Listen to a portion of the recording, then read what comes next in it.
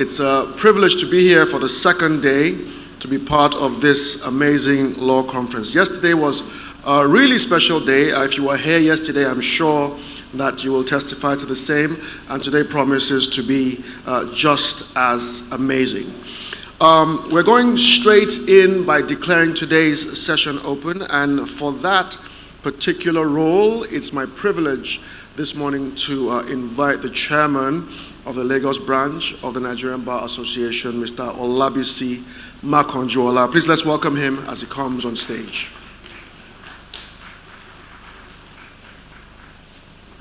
I'm not sure he feels welcome with that very weak applause.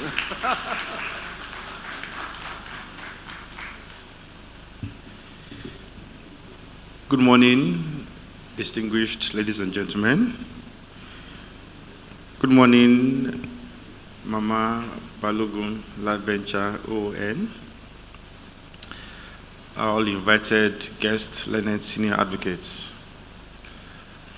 I think it's quite disrespectful that for a program we advertised for 10 a.m., the room is empty. I think as members of Lagos branch, we should be ashamed of ourselves. Our guests are here. Mama Balogun was here before 9 a.m. Yesterday she was here at 8:30. And at 10:17 a.m. we're still struggling to fill up the room. If there's anything that we take away, I think it's the fact that we should respect time. We're lawyers, and what we sell is time. On that note, I'd like to, in my capacity as the chair of the branch, declare day 3 of this law conference open. And I do hope that at the end of today, we shall go home more impactful. Thank you very much.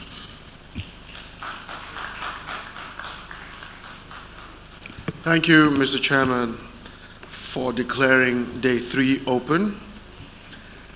I'd like to just take a few minutes before we run into the business of the day, just to recognize a few of our sponsors. We had quite a busy day yesterday. We weren't able to do a good job of recognizing our sponsors. Everything you see here today, the entire week, all the planning, everything that has gone into it, has come about, A, because of our delegates, of course, but mostly because of our sponsors who have been very supportive of this conference. And so I'd like to just call out their names. You may or may not applaud as you feel led, but I really do need to acknowledge them because they've been very instrumental to the delivery of this conference. In no particular order, Aluko and Oyebode, Tayo Oyetibo LP, Bamo and Igodalo, Blue Bulb, Templars, Olaniu Ajayi, Ajumogobia and Okeke, Blue Credit, Energia Limited, Capital Field, Crescent Pillars Investments, Fatias Innovation Limited, Temilolu Adamolekun and Co., Zenith Bank, Tretton Networks Limited, Nault Finance, Evercare Hospital, Daniel Ford, CLP Legal, Charles Adeyoriju LP, Sunlink Energies Limited, Sterling Bank, Law Crest LLP, Unified Payment, IHS, Duale Ovia and Alex Adedipe, Minerva Legal, Cogito Media, Law Pavilion, J.O. Fabumi and Co., Gray Chapel. Mama Hirat Balogun actually made a personal donation, Tangerine Life Insurance, and Alliance Legal. So those are our sponsors who made, sizable donations to make this possible. We have 2 headline sponsors who we will talk about a little bit later on in the program. Next thing I need to talk about is that for us lawyers who are here, well, the chairman did express his displeasure at the level of attendance at this time. So maybe you guys who are here now have a bit of an edge on those who are not, because the attendance in this conference goes towards your continuous professional development points. So for those who are here, I'm going to ask that a QR code be put on the screen now. I was told that this will count as 2 points on your CPD, and when we get that QR code, please scan it immediately and fill out the form. So it's until you have filled and submitted that form that your attendance is registered. So please put up the QR code for the CPD, the continuous professional development points, and keep it up there for about 2 or 3 minutes, if that's okay. As I draw to a close of these introductory comments, please remember that upstairs, up the stairs, right outside this hall, is the Conference Experience Center. This has been sponsored by Law Pavilion and Cogito Media. And the idea behind the Conference Experience Center is that it's a workspace for us lawyers. If you need to pop up and have a quick meeting, send out a document, there's internet access, there's workstations you can use, so you can avail yourself of the fact that there is an experience center you can work from. I'm told that you can spend only 20 minutes at a time. We don't want you to miss too much of the conference either, but the Conference Experience Center is upstairs and it's open for your use. Evercare Hospital has also kindly donated a desk where we can do medical tests, and you can always also go upstairs and avail yourself of those services. So 2 people I must recognize before I step off the stage. First, I've mentioned her name because like I said, she made a personal donation. That's Mrs. Hairat Balogun, Mama Balogun as we call her. Thank you so much for being here on the second day. We do not take your presence for granted, and we are really, really glad that you are here. God bless you, ma'am. Second is a very special guest who is here represented this morning. That's the chairman of the EFCC, Mr. Ola Olukoyede. He is here represented this morning by Mr. Aso Larry Peters. Thank you so much for being here this morning. Your presence is very much appreciated. At this point, it's time to go into the business of the day, and we have a session coordinator that will take us into the next part of this morning. Her name is Mrs. Adetola Bucknor, and please join me and welcome her as she comes on stage to take us further in today's proceedings. Mrs. Bucknor.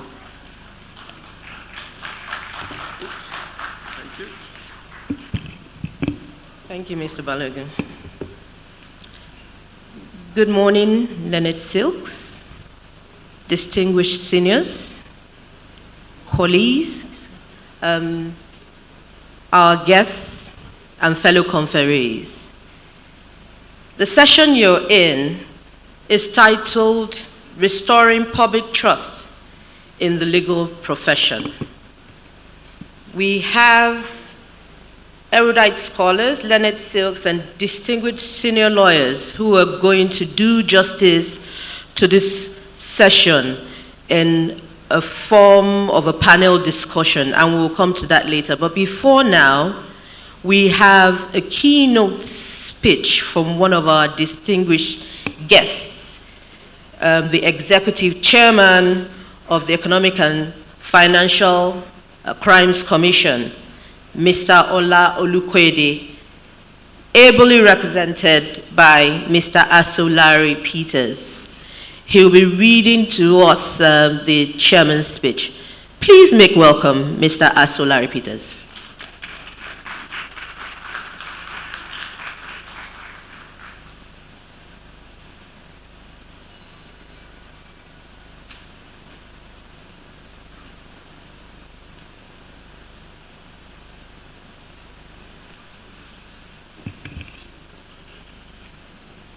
Good morning, Leonard Six. Chairman, MBA Lagos Branch. Chairman, Organizing Committee. My learned colleagues, ladies and gentlemen, I bring greetings from the chairman, EFCC, Mr. Ola Olukoyede, who is unavoidably absent today because of other state matters engaging in Abuja. He sends his apology. He would have wanted to be here in person. He has directed me today to come and just read out the keynote address he already prepared for this event. I will just proceed straight away. I will see your time to read the address.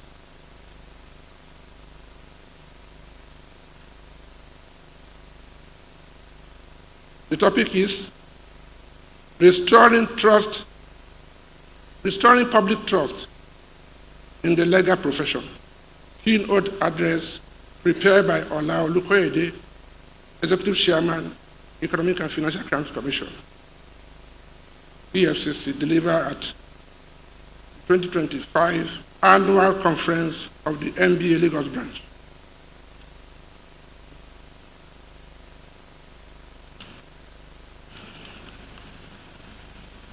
I am honored to be invited by the NBA Lagos Branch and grateful for the opportunity to address the esteemed gathering of distinguished legal minds.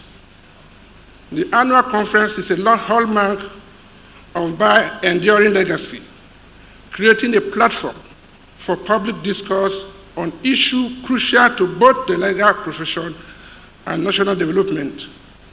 The Lagos branch, as the cradle of legal practice in Nigeria, has long set the pace for excellence, discipline, and impact. I commend the current leadership for upholding this tradition. The theme of this year's conference, Reimaging the Practice of Law, Ethics, Innovation, and the Future. Let's be lawyers again,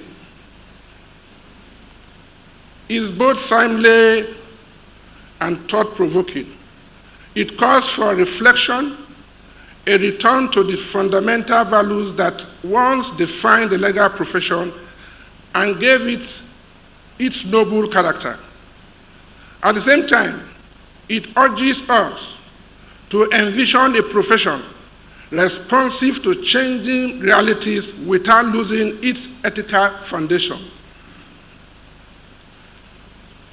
My keynote topic, restoring public trust in the legal profession, acknowledges the growing trust deficit between the profession and society itself. This is not a new concern, but its urgency has deepened. Increasingly, perception about lawyers are colored by unease, not admiration, largely due to concerns about fairness, ethics, and transparency. There was a time when the legal profession inspired admiration.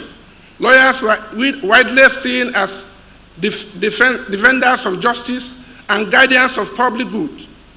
Many willing, but aside personal gain in pursuit of societal transformation through principled and courageous advocacy. Indeed, our history is graced by the legacies of luminaries like Alao Akaba Shorun and Gani Fawemi, who embody their ideas of law as a tool for societal change. Their work demonstrated that the law could be both a shield and a sword in the fight for equity and justice. However, over time, the image of the profession has come under strain. Societal expectations remain high, but confidence has declined, partly due to practices and trends that suggest a shift away from public service towards personal interests. At times, ethical boundaries appear blurred and institutional integrity is brought into question. In our own observation as investigative agency, we have encountered instances that challenges the ideas the legal profession stands for, allegations of procedural manipulation, undue influence in cases assignment, and questions around judicial outcomes are frequently raised. While not generalized, these issues nonetheless affect public perception. Misconduct by a few, if left unchecked, can cast a long shadow over the collective. It is not surprise that same commentators express disillusionment with the justice system. Increasingly, lawyers are perceived unfairly or not as facilitators of outcomes that do always align with justice. A growing concern is the use of delay tactics, particularly in cases involving corruption and financial crimes. When processes are stalled and trials are drawn out unnecessarily, it erodes confidence in the judiciary and casts doubt in the legal process itself.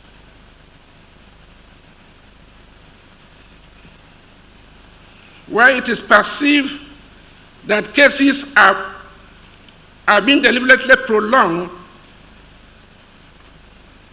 the public may feel that justice is denied, because justice delayed is justice denied. Furthermore, it is important to reflect on professional conduct in claims representation. Concerns have been raised, rightly or wrongly, about the roles of some legal practitioners in advising clients in way that may subvert the spirit of the law. The lines between advocacy and complicity can sometimes appear too thin. There have also been reports, particularly in property and real estate practice, involving questionable handlings of claims funds. These instances, whether isolated or not, reinforce the need for vigilance and internal discipline. Another emerging issue is the post-judgment phase, where interpretations are sometimes contested in ways that distort the original intent of the court. When litigants, guided by counsel, challenge the clarity of rulings for tactical advantage, the authority of the court may be weakened. I must emphasize that this reflection is not intended as an indictment. Rather, it is an invitation to introspection and collective resolve. The legal profession has always had the capacity to correct itself. It is time we recommit to the principles that sustain public trust, fairness, accountability, due process, and a deep respect for the rule of law. To this end, the NBA has a pivotal role to play. One area worthy revisiting is the training and career mentoring of lawyers. While the Nigerian Law School continues to do an admirable job, we may need to give greater attention to structural pupillage, ensuring that young lawyers are guided by experienced mentors before taking on independent practice. We must also strengthen internal discipline mechanism. The bar and bench alike must demonstrate zero tolerance to ethical breaches. Commendably, the Chief Justice of Nigeria, Honorable Justice Kudrat Kekereekun, has taken firm steps in this regard. Such efforts should be matched by the bar through a proactive and transparent disciplinary committee system. Beyond internal matters, the bar must also embrace the public interest responsibility. Legal practitioners have a role to play in promoting social welfare, advocating for responsive policies, and engaging meaningfully with the real-life struggles of citizens. Our professional responsibility extends beyond courtroom advocacy. Public trust will be enhanced when lawyers speak out against injustice and support judicial independence, particularly when the system is under pressure. We must re-examine tradition, practices, and assumptions that no longer serve the best interests of the profession or the society. Reform is essential. The past cannot hold us hostage. We must evolve responsibly and deliberately. Embracing innovation is key. The legal profession cannot remain analog in the digital age. Tools such as virtual hearing, e-filing, automated transcription, and paperless trial are no longer optional. They are necessary for a more efficient and transparent justice system. Most importantly, access to justice must remain a guiding principle. It must not be at the preserve of the privileged few. The notion that judiciary is the best hope of the common man must not just be reclaimed, it must be lived and daily in our practice. Let us also reject the win at all costs mentality that has crept into some corners of our system. Legal outcome must be grounded in fairness, not manipulation. The goal is not just victory, but justice. In conclusion, restoring public trust in legal profession is a collective responsibility.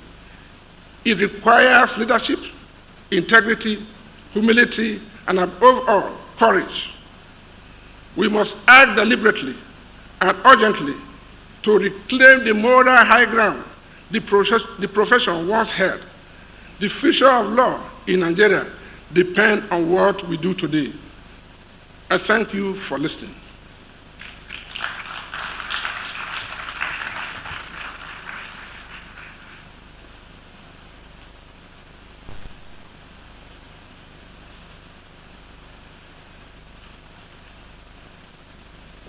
A round of applause for Mr. Asolari Peters.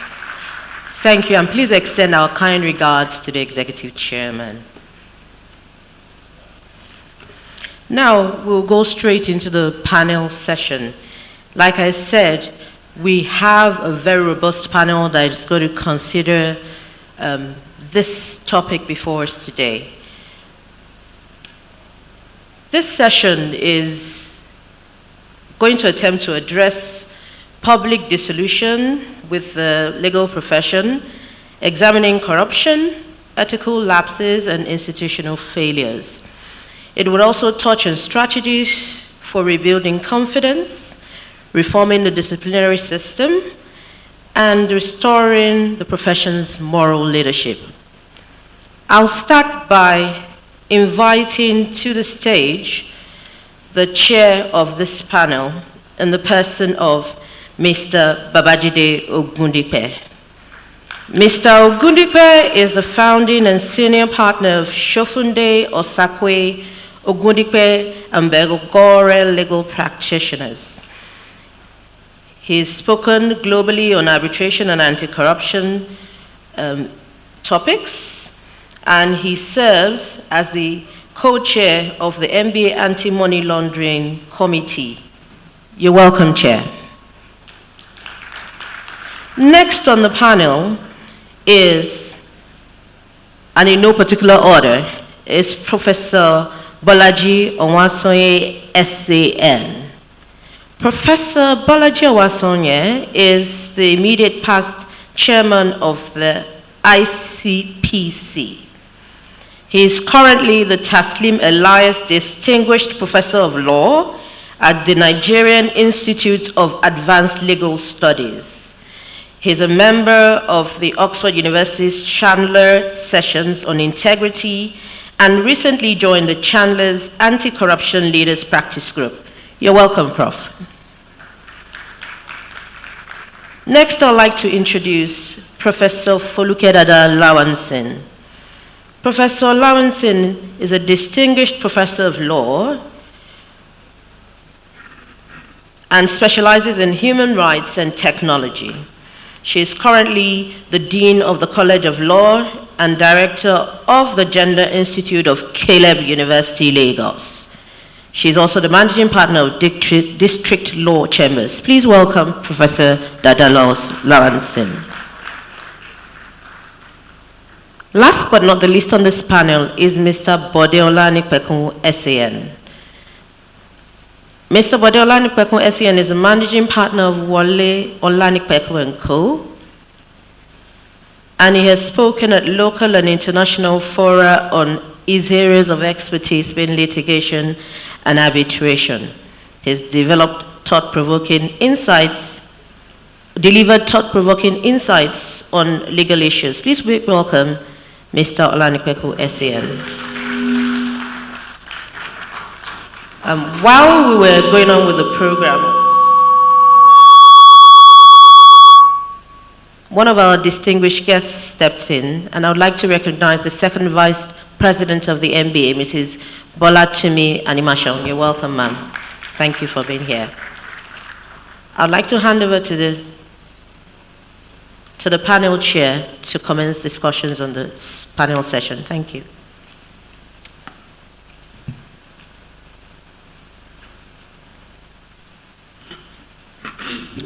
Good morning, ladies and gentlemen, colleagues. It's a privilege for me to be here this morning. And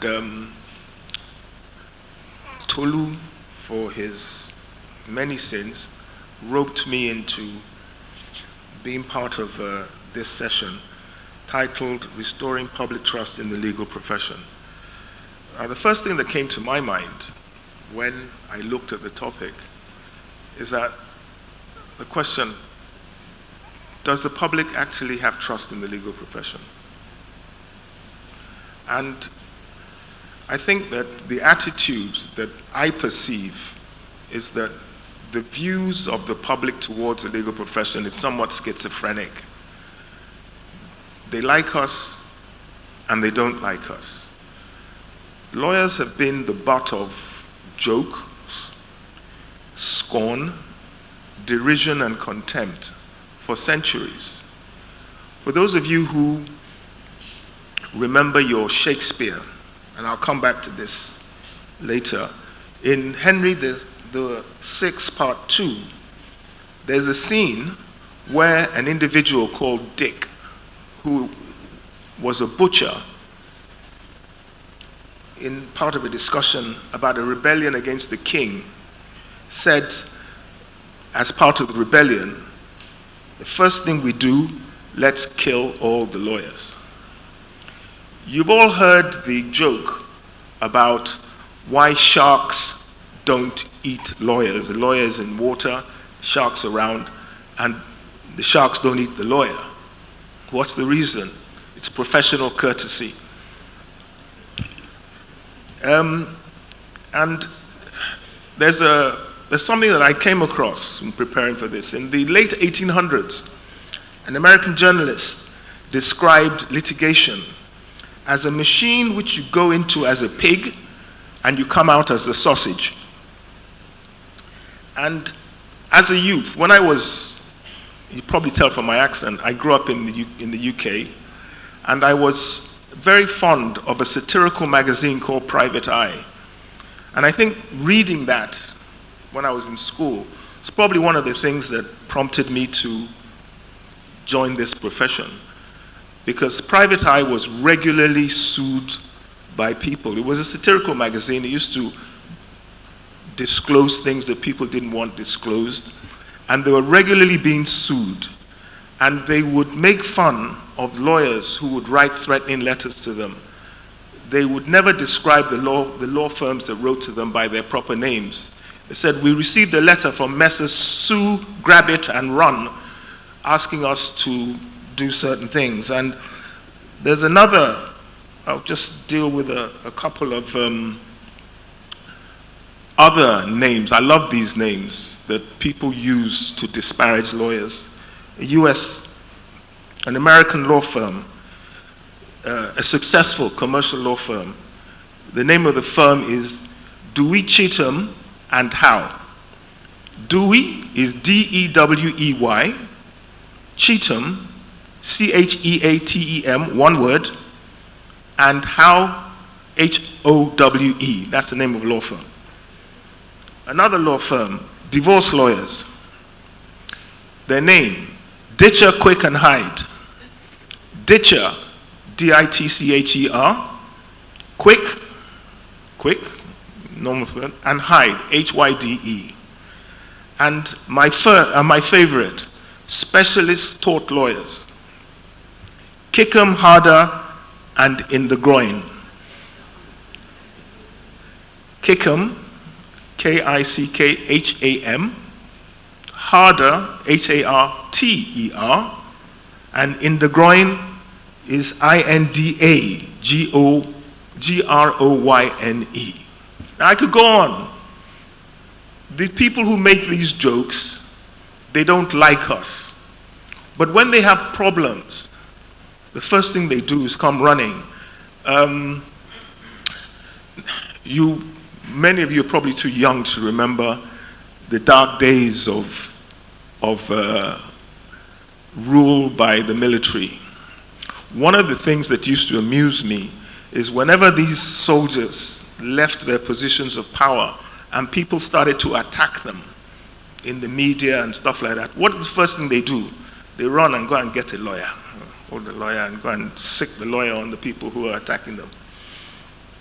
Now earlier I referenced Shakespeare's Henry VI Part 2, and the line by Dick the Butcher during the discussion of rebellion against the king about killing all the lawyers. Now that seems to indicate that the protagonist was suggesting that, we should kill lawyers because lawyers are bad and everything else like that. However, for those of you who've read that play, and I must confess that before I had to do this, I hadn't actually read that particular play, and I had to go back and look at it because I knew the line, let's kill all the lawyers, but what was the context?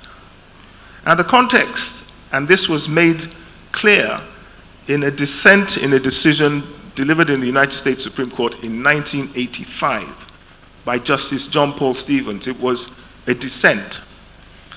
And he quoted the passage, and he pointed out that a proper reading of the text indicated that, and this is his quote, "Disposing of lawyers is a step in the direction of a totalitarian form of government." And he went on to say, "It is our view that the legal profession makes an extremely strong point when it asserts that it plays a very important role in society as a guardian of liberty." In my view, it's indisputable that dissatisfaction with the legal system, which includes dissatisfaction with legal practitioners, I'm not going to speak about judges, and I don't think any of my colleagues will speak about judges, for the simple reason is that they're not here to defend themselves, and there's nobody, I don't know, I won't speak for them, so I'm just going to limit my comments to legal dissatisfaction with legal practitioners. It's there. It's always been there. I mean, Shakespeare spoke about it. In the 1800s, it was there. I don't know if and this dates me again, one of the things I remember is a cartoon of two people fighting over a cow. One is pulling the horns, another one is pulling the tail, and then sitting on either side of the cow are two lawyers with wigs on, milking the thing. People have always looked on us at that way, and I think they're wrong. But I've witnessed how there's satisfaction with the ability of the judicial process to handle disputes, and I, in my career, have dealt primarily with commercial disputes. How the dissatisfaction has grown. And it's led to parties resorting to the use of law enforcement agencies to enforce contractual rights. And I pause there to suggest that when I started practice, there was only one law enforcement agency, the Nigerian police force. Or as somebody who was heckling a police prosecutor when I was doing my NYC in Kaduna, NPF, Nigerian police force. Doesn't stand for Nigerian police force. Nah, no person friend. The creation of specialized legal agencies, law enforcement agencies, came subsequently. Why? It's because there was dissatisfaction with what they were doing, what the Nigerian police force was doing. And it's all part of the process. There's dissatisfaction with them. The press were frequently used to deal with disputes. And people tell me now that a go-to source to deal with disputes are bloggers. When I heard that, I thought, wow. But then I stopped to think about it, and I thought, well, maybe that the bloggers, people who use what we call social media, it's just a progression from having used the media, and the satirical magazine that I was speaking about earlier, Private Eye, was an example of that. Because the lawyers weren't doing, the legal process wasn't satisfying the needs of the profession. So, this session is going to look at these instances of disillusionment, try to understand what the causes are, and to offer suggestions as to how to rebuild confidence in the profession, if that is possible. I'm an old man now, so I'm a bit of a cynic. I'm not sure that what the solutions can be. I expect that in looking at the problem, we will discuss issues relating to corruption, ethical lapses, and institutional failure.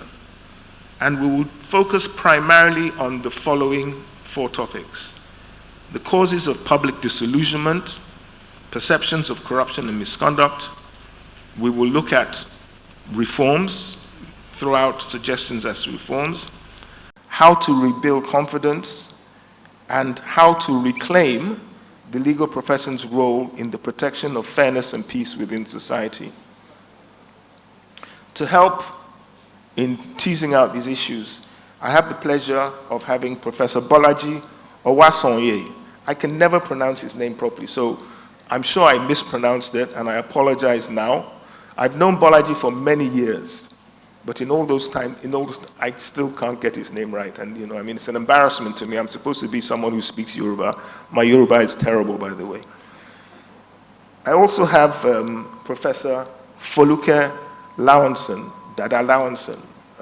She's a substitute, last-minute replacement. We had someone else who was scheduled to be here. Unfortunately, scheduling of things which she had to do meant that she wasn't able to attend today. So we're very, very lucky to have Professor Lawanson step in. Thank you very much. And I've kept him for the last because he's the youngest person here, Mr. Bode Olanikwekun SAN. And so I will call on them in a minute. And when I was first provided with information about the session, the plan was for a panel to discuss a keynote address. We didn't get the keynote address. We didn't see the keynote address. So If we don't discuss the keynote address in any sort of detail, it's because we haven't had the opportunity of having adequate preparation. So that's the reason. So now, the key attributes of profession, no, that's something else. So I'm going to start causes of public disillusionment, perceptions of corruption and misconduct. There's no better person to discuss this with you than to make an initial statement. You can do it there, Bolaji, or you can come up here. Bolaji or Owasonye, please give me a hand.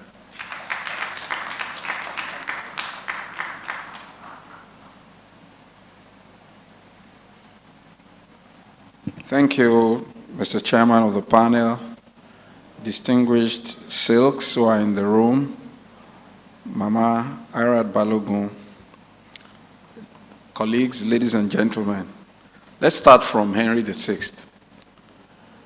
Why Shakespeare, that famous quote, let's kill all the lawyers. First, let's kill all the lawyers.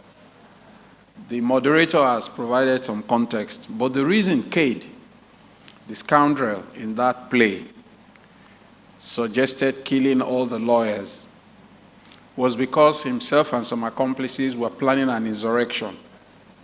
They wanted to topple the government. And the only opposition, credible opposition they could see to that nefarious plot were the lawyers who would defend the rule of law. So, in order for them to carry through their plan, he said, look, since the only opposition we are worried about at this planning stage are the lawyers, let's kill all the lawyers. So that's the proper context of that expression from Henry VI. So while in the 16th century, lawyers were irrefutably viewed and seen as the defenders of the rule of law and of justice and of democratic principles, the big question we should ask is that, does that same sentiment exist today? Indeed, the very fact that this conference has deemed it fit to introduce this panel, Restoring Public Trust, is a clear and stark, frank admiration that something has gone horribly bad.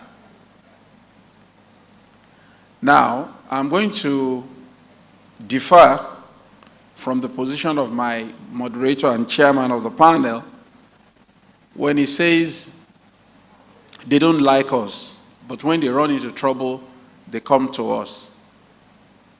The question that perhaps we should be reflecting on is exactly what is the true perception of the role of the lawyer to defend justice or to help fix crookedness? Have lawyers been seen or recently regarded as defenders of democracy? A few weeks ago, or maybe just about a month ago, the Yenagoa Law Branch had their own law week, I imagine, and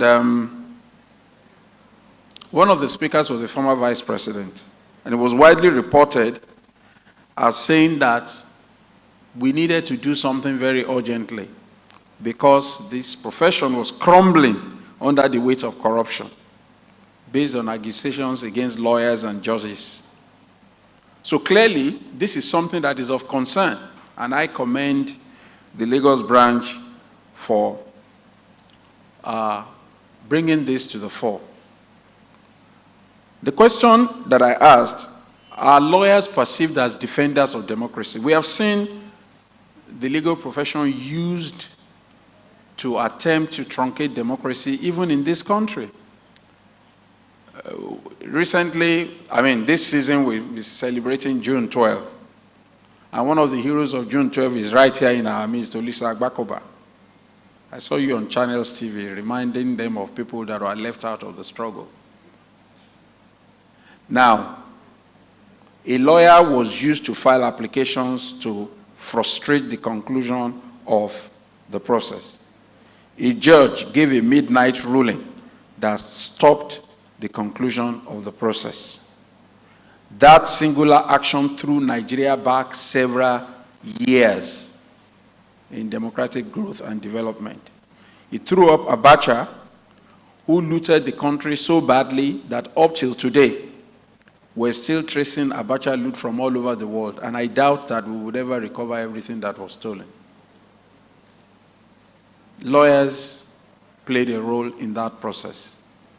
Much more recently, we've seen in the recent elections that we've had, some lawyers attempted to use the legal process to frustrate democratic development.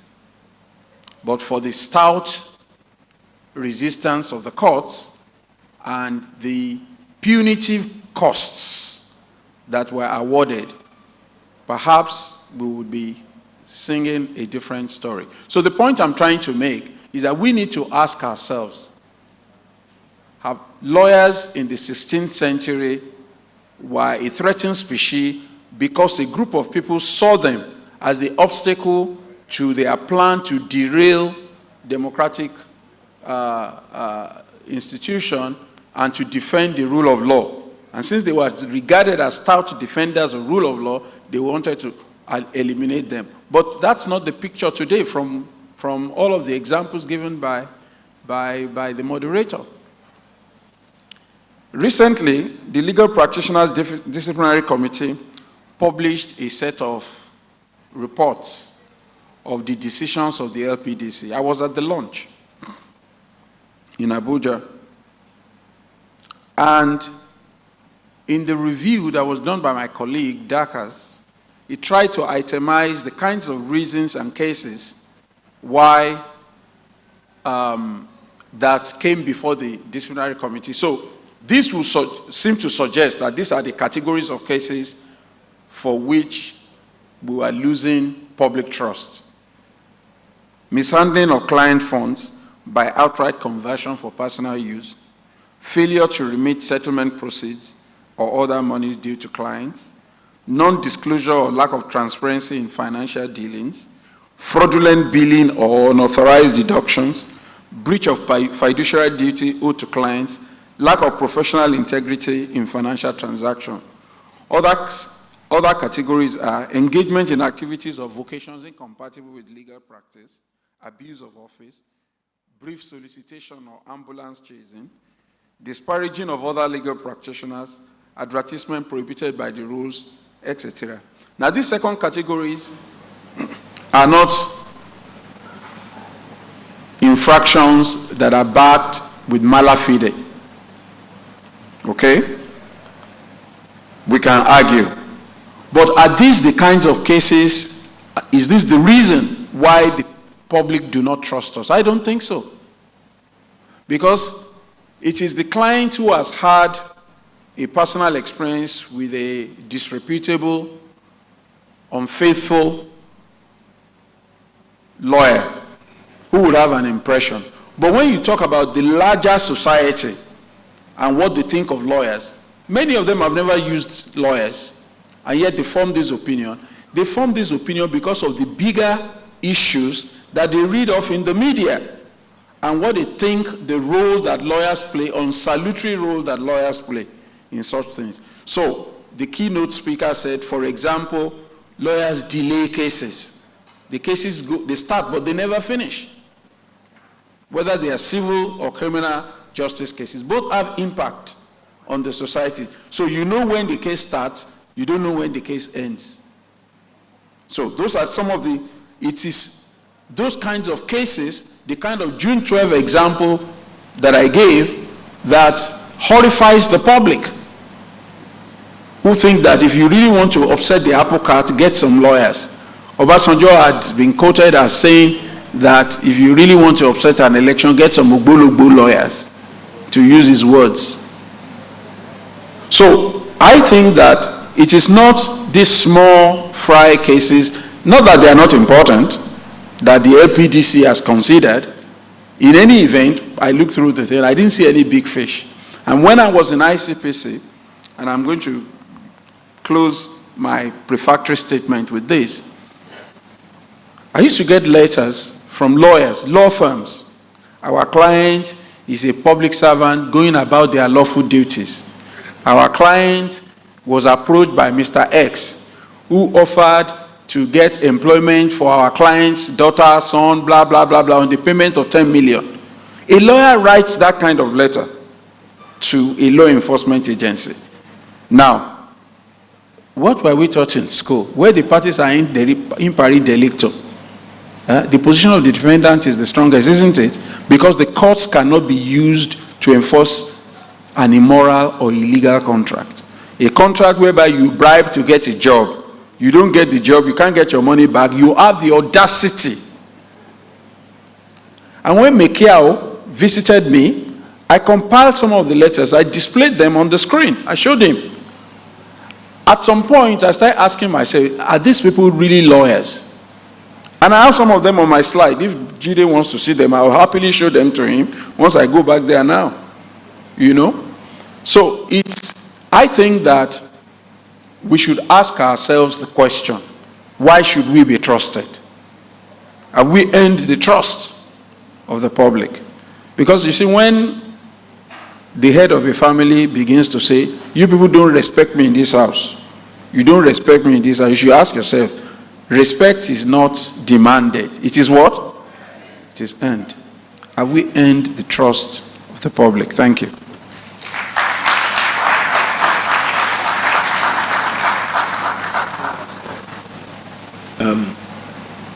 Next up, to just introduce one of the topics that we want to discuss is body. Everyone should pardon me. I'm the oldest person up here. I'm using first names. And before I started using it, I took permission from them. I even took permission from Bode, who I just called him because I have to. The only person I haven't taken permission from is the prof. So maybe I'll call her. There are two profs here, but it's not this prof, because I've already called him Bolaji. Bode. Thank you.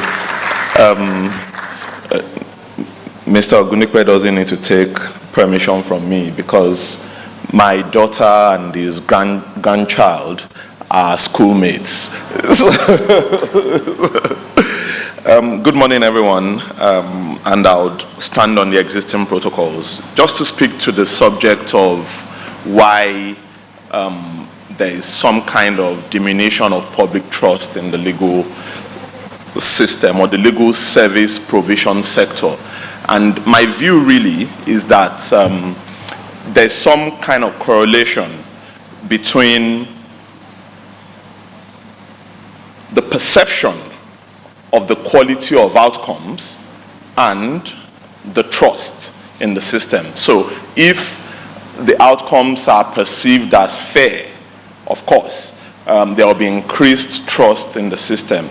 And you know, when you're dealing with a system where users of the sector don't come out with equal levels of success, fairness might be subjective.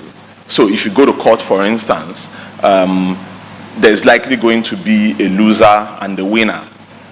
And it's not unlikely that the loser feels that the system has been skewed against him.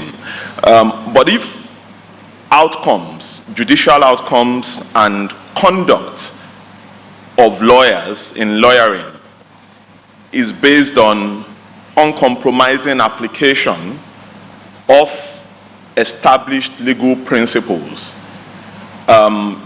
we then have a situation where even if users of the system think that the system is unfair, they at least accept it. So in that situation, you don't come out of the system thinking that outcomes are based on relationships. And that's very critical. When users of the system think that outcomes are based on relationships and not uncompromising application of legal principles. And I'll give one very quick example. I think one of the most unfair laws really are statutes of limitations. So from our jurisprudence, we say that when statutes of limitation kick in, they effectively sterilize the right of action. So even if the right of action was fecund, even if that right had some chance of success, it becomes an unreasonable course of action because you can't sterilize it. Now, if I sleep on my right for 6 years and the law says I can't enforce that right, I accept that as the norm. The problem now becomes if Party B tomorrow comes with the same set of facts and circumstance, the law now finds a way to go around the circumstances of Party B to now invest Party B with a right of action when Party B does not fall into the known exceptions to limitation laws. I'll give another quick example because it was something Prof touched on, but not directly. Now, political cases. That's probably the germ of litigation that has done the biggest damage to the legal profession in Nigeria. But I mean, there's a clear reason. An election is conducted. Someone scores at least 70% of the votes, and it goes to, and a challenger challenges that position, not based on the votes cast by the electorate, who in any event have the sole authority for determination. Now, the system finds a way to bring people that earn a significant minority at the polls. The system finds a way to invest them with political leadership. Now, over and above those chosen expressly by the electorate, Party B comes to court the following day, same set of facts, and the system says, oh no, our decision yesterday is no longer law and does not apply to you. So, point is this: how do we see the legal system? And I'm going to end on this note, my introductory remarks on this note. How do we see the legal system? How does society see the legal service sector? I was sat in a session about 2 weeks ago where the UK Minister of State for the Courts was saying that the legal service sector is one of the greatest national assets of the United Kingdom, and that it contributes, as at today, a minimum of £37 billion sterling annually in revenues to the United Kingdom. Now, do we see the legal service sector as a resource? Do we see it as an asset? And I'm very careful in my choice of words. I'm not saying that the legal service sector is a commodity. I'm saying that do we view it as an asset? And if we view it as an asset, do we care for it as an asset? The same way, for instance, that we care for oil and gas assets. The same way, for instance, that we care for oil pipelines. Because the truth of the matter is, the care that we give to the rule of law will determine how the rule of law reciprocates, and ultimately will impact on the perception of the society about operators of the rule of law, which as lawyers we have some level of monopoly in operating. Thank you very much. Thank you very much, Bode. Now I'm going to call on Professor Lawanson to come and speak, use the topic which we're going to discuss about rebuilding public confidence and promoting ethical culture within the legal profession. Professor Lawanson. Thank you very much. Permit me to adopt the already established protocol. Saying that, I still have to honor our Mama Irat Balogun and the distinguished learned senior advocates here. I see Yolisa Bakoba SAN here, former president of the bar. I recognize and honor you. And the distinguished second vice president of the bar, Mrs. Bola Animashan. you are also recognized. So, distinguished learned colleagues, I'm here today wearing very big shoes. Mia Nama is saying that's a big one, but it's taken in good taste. It's an honor to be here. And I'm talking about rebuilding public confidence and promoting ethical culture. Now, we have talked about, the distinguished speakers have talked about public confidence.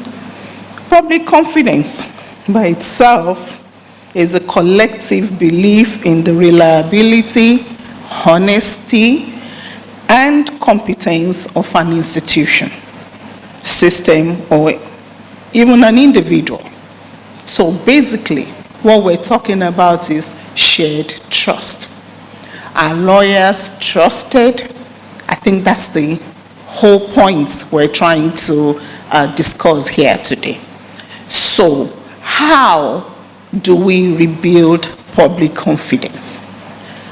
Maybe the first question will be, what happened to the confidence?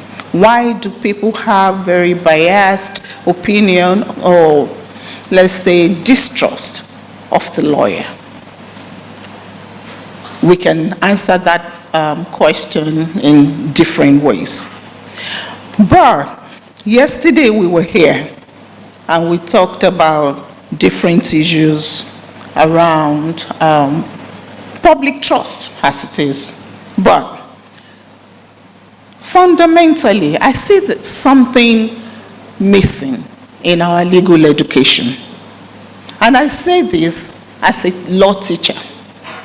I see it every day, and I know that there's a lot going on with our legal education. The first thing I would say is that there are so many people in teaching of the law that shouldn't be there. We were focusing more on practitioners and the ways some people get into the legal profession, however. But the importance is, are we really setting the foundations right? If we need to build the public trust, we need to integrate practical ethics into into the teaching of the law, which of course would involve case studies and dilemma solving into the school curricula by itself. How do you achieve that if you have the wrong people delivering the lectures? Some people just get in there because they don't have the job, and the next thing to do is, okay, let's just go teach and do whatever, and then still do the part-time things and all of that. So we really need to look critically into our schools and what we're doing with our young lawyers, our students. We need to dedicate courses on professional responsibility. Now, if we get the right people, now I'm addressing the core courses that we are teaching. Recently, we had the CCMAS, we had the basic standards, then they changed it to core curriculum. What exactly was the input of the legal profession in these core courses that was introduced only 2 years ago? People have criticized it a lot. But I think we are at the point that the MBA and legal professionals really need to get involved in the schools, in legal education. And we need to mandate the teaching of core legal ethics and also deliver courses that are relevant to today's legal education. We need to incorporate ethical considerations into our moot court competitions. And I want to use this opportunity to encourage legal practitioners to come into legal education and teach. Many universities are ready to accept many of our professionals to deliver these practical trainings. But do we make the effort? Do we reach out enough to these institutions? If we get it right from the university level, then we will get it right at the law school and even in the profession. There is a lot that we need to do with regulating our profession, re-regulating our profession. In our profession, we have standards, but those standards are not being regulated enough. And to succeed in legal education and truly serve justice, you need more than just an interest in the profession. You need the genuine passion. And how do you do this? You need to put in more mentorship into developing the skills that are needed. So if we can build lawyers with good ethics from the schools, I believe that we will get better results when they start practicing. So lawyers, please get more involved. Knock on the doors. It will be open to you. Now, for the law firms, we need to build this ethical culture within our law firms and develop and enforce internal codes of conduct and ethics policies within our law firms. And this means that we need to continuously conduct regular in-house ethics training sessions and workshops for all legal and support staff, meaning that law firms need to consciously train lawyers in ethics in order to establish confidential channels. And the reporting systems must be clear. Lawyers must know what to do when there are ethical issues. And we must also encourage whistleblower protection. Within the law firm, when you report your colleague, how are you protected? How is the case handled? This will be very important.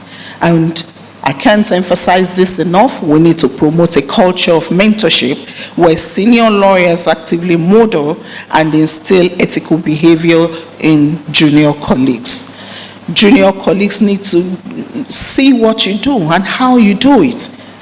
And as senior colleagues, we have that responsibility to ensure that ethics is promoted right from our law offices.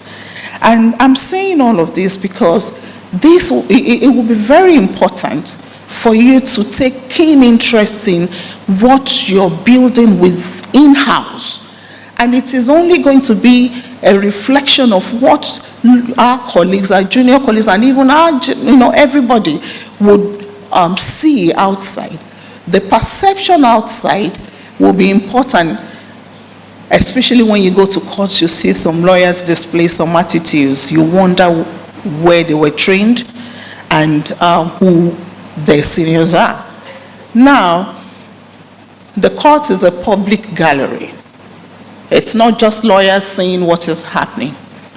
Members of the public are there and they see all these actions. And of course, they go away thinking, what's wrong with the legal profession? The Bar Association leadership is very important. We need to elect and appoint leaders with demonstrable records of high ethical standing and integrity. You don't just want to elect somebody because it's just somebody I know, my sister, my friend. Ask the question, would we get accountable leadership from this person? And that's very important as to public perception. When you have leaders of the bar who really don't understand why they're there or what purpose they're serving there, then you tend to have issues. And they are representatives.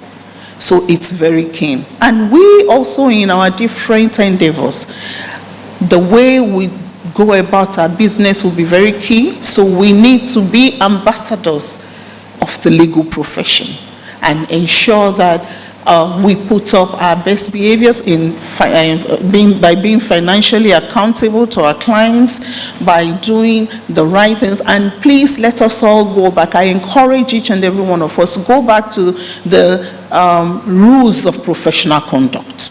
Some of us have never read them since, or have refused to open the books since we left the law school. This is something that we need to have handy, even in our law offices, so that lawyers, young lawyers, can learn from it. And I've been to an office where I saw snippets of the rules of professional conduct. And it's all over the place. And of course, they will be good reminders to people. As you walk around every day, you have something to lean on. So we need to implement as well transparent disciplinary processes with clear guidelines and timely resolutions for ethical breaches. I know the Nigerian Bar Association is doing quite a bit, but there's more to be done, because some of us don't even believe that the LPDC works. There was a time when I was second vice president of the bar, we received a letter about a lawyer. And when I called up the lawyer said, well, if you want to kill me, kill me. What can you do? And I was surprised. Why would you go that far? The primary thing is that we need to understand that the rules are not just there just because the leaders of the bar at that time thought, oh, let's just write something. They are there to be practiced and they are to be enforced. But I think we need to do more in enforcing them. We also need to organize compulsory ethics training, just as we have the continuing legal education series.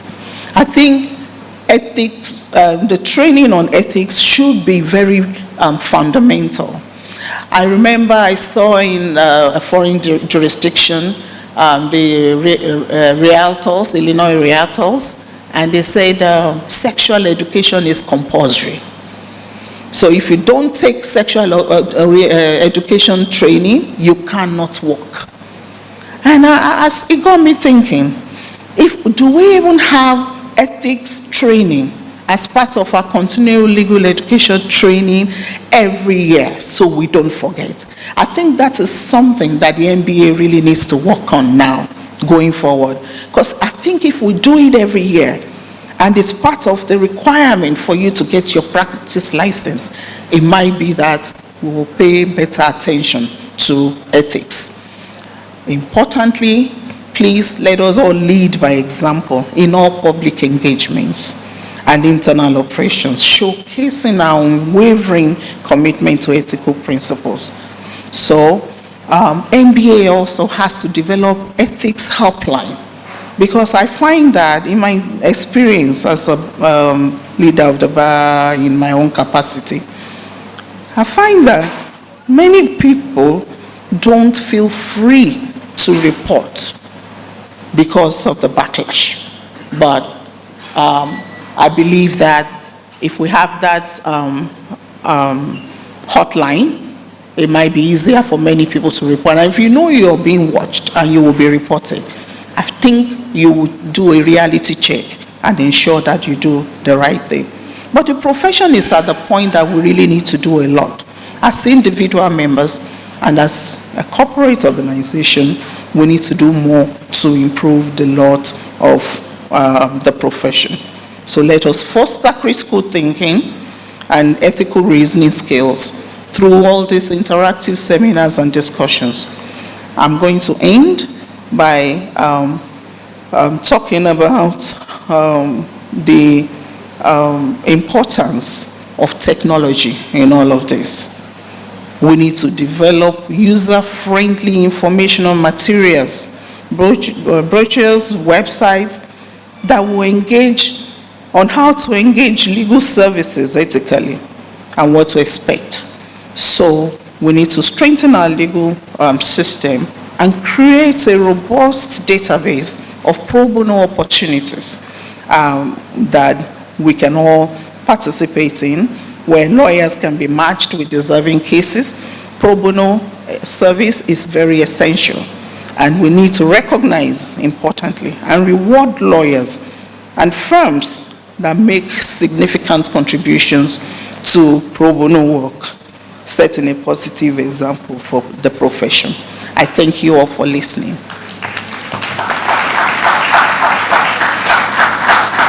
Thank you, Professor. I will attempt to, I will now start calling you Professor Foluke, Professor Foluke, and then by the time we finish, the title will disappear and I'll just call you Foluke, just to show you that, that we've become real good friends now.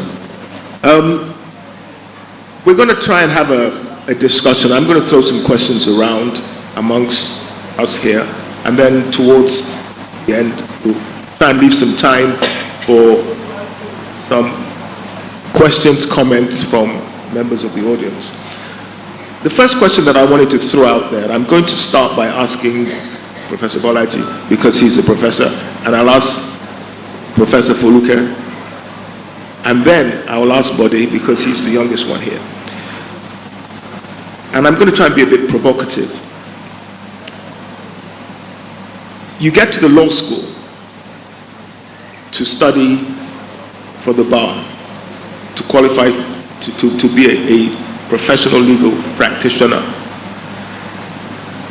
The suggestion that I want to put to you is that by the time the individual arrives at the law school, in terms of ethical content of the individual, has the damage not already been done by having been raised in a totally unethical society and having been part of an education system that simply lacks ethics? What do you think? Thank you very much for that instructive question. I think that we can't deny the fact that there's a general big breakdown of ethical values in society. Lawyers are not excluded. And even professional groups, excuse me, professional groups are not excluded. The problem and the concern, however, for me, is that other professional bodies seem to have gotten a hang of managing the breakdown of ethical values within their profession, except the legal profession. So you find misbehavior in most professional bodies: accountants, medical doctors, engineers. It doesn't take forever to discipline those who misbehave. They deal with the big fish. They deal with the small fish. But the problem with the legal profession is that the LPDC system is not working, unless we want to deceive ourselves. It's not working. And as I said, I was at the launch, looked through the decisions that were published recently. To make a statement, you need to strike at some big fish. And if you can't sanction them, then impunity from the younger ones will increase. So I'm trying to respond to Mr. Moderator by saying that the breakdown of values generally is across society. It's not only the legal profession. For professional bodies, many of our colleagues in other professions have taken firm control of the disciplinary process amongst their own professional bodies. But the legal profession has not been able to. Now, this is not because this perception is the view of the public about us. When I was in ICPC, I was confronted with the same issue. I conducted a survey which is widely reported, interviewed lawyers and judges, documented about corruption within the profession and in the administration of justice. We have it on record. For those who criticize me when I talk about this, they say, oh, since you know them, why don't you prosecute them? That's not the way social science works. When you are doing research, your respondent has immunity, otherwise you get no fact. You get no feedback. And you want to be able to close the knowledge gap, to know what is going on so that you can design. So, I speak to you as a lawyer. Whatever you tell me would have no adverse consequences, but you tell me what is going on. Both judges and lawyers admitted this challenge within our profession. Documented.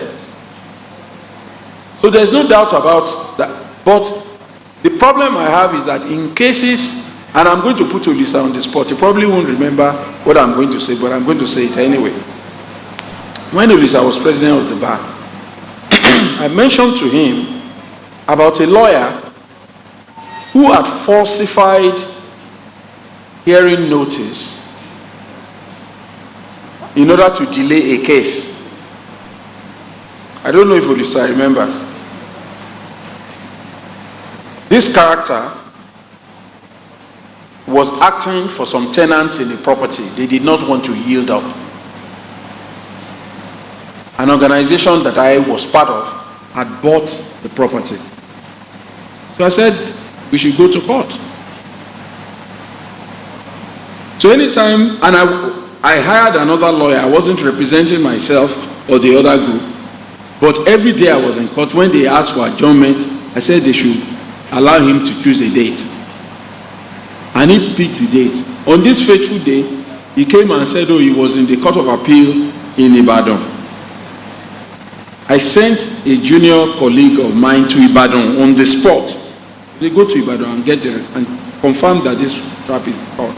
He had filed something as a notice from the court. It was forged. A lawyer from Ikeja branch, I mentioned his name. And I mentioned it to Olisa when he was president. As far as I was concerned, this is the kind of unethical practices that we're talking about. But anybody who says, Prof, let it go, Prof, don't, you know, our boys need to jeun. Is that how the boys are going to feed? That's one example. The second example I'll give, I was guest speaker at a bar bench forum for Lagos Judiciary some years back, many years back. And I was talking about the delay in the civil justice system and the implications it has for economic development and investment. Nobody would take their money to where there's no certainty about dispute resolution. I mean, it's simply logic. Anyway, when I finished, as I was stepping down the podium, a number of my former students who were in the audience gathered around me. Prof, you don't want us to eat. Prof, you don't want us to eat. This thing that you're advocating is too revolutionary. Blah, blah, blah, blah, blah. Because then I was working with the Lagos Judiciary to introduce fast-track courts. Which don't work. We don't work. Of course, it won't work. And with all manner of models and all that. But there was a mindset amongst my own colleagues, which is that cases don't have to run quickly. So the problem is that we are unable to deal with this, our own conduct, internally. And the last point I'd like to make, it grieves me, fine, there are new money laundering rules that obliges us, that obliges the legal profession certain standard and reporting mechanism, which we have resisted. And one of the reasons we resisted, we cite other... I'm the chairman. Just wait, just wait, you can respond. One of the reasons we resisted is that we cite other jurisdictions with higher standards of ethical behavior where disciplinary processes work. So if you misbehave, there is no getting away from it. We are not Canada. We don't have the temperament of Canada and all that. So if we are going to insist that we will not, what alternative do we have that will work? Those are my questions. So I think that unless we deal with the internal mechanisms of self-regulating ourselves effectively, I'm not sure that we'll get a solution to this problem. Thank you. Thank you, Balaji. I was going to ask Professor Foluke, but before I do, if you don't mind, I want to make this a suggestion, and then I'll ask you to comment. My own personal view is that, and I'm a late comer into the profession, because by the time I started, Nigerian legal profession had been going on for decades. But my own personal view is that where the disciplinary process broke down, and I say this at the risk of being attacked by people who view the individual I'm going to mention as some kind of demigod. It broke down when an attempt was made to discipline Chief Gani Fawehimi, and the accusation was that he was improperly publicizing his practice. That decision, in my view, because I was working on the side of the counsel instructed by the LPDC against him, that decision is what broke it down and made it easy for lawyers to resist being disciplined. Professor Fuluke, I don't know if you have any thoughts about that. Thank you very much. I just want to say that, or ask this question. Maybe somebody on the panel will be able to help me. Why is it so different in Nigeria that the profession is not that self-regulating? In Nigeria is where I find situations of the government being involved in our education. Government, in so many countries, you don't even study law in any kind of specialized place. You can go to private universities, or whatever you want to do, you can do.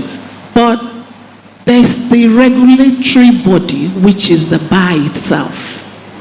I think we have this kind of situation because the bar has refused to regulate itself.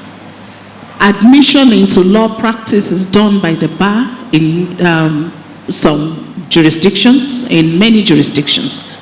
The practice of the bar is regulated by the bar, and the issues of discipline, you find out that it doesn't even take too much. If you commit an infraction in some crimes, you don't even need to, you have the right to defend yourself, but you do not need to go far.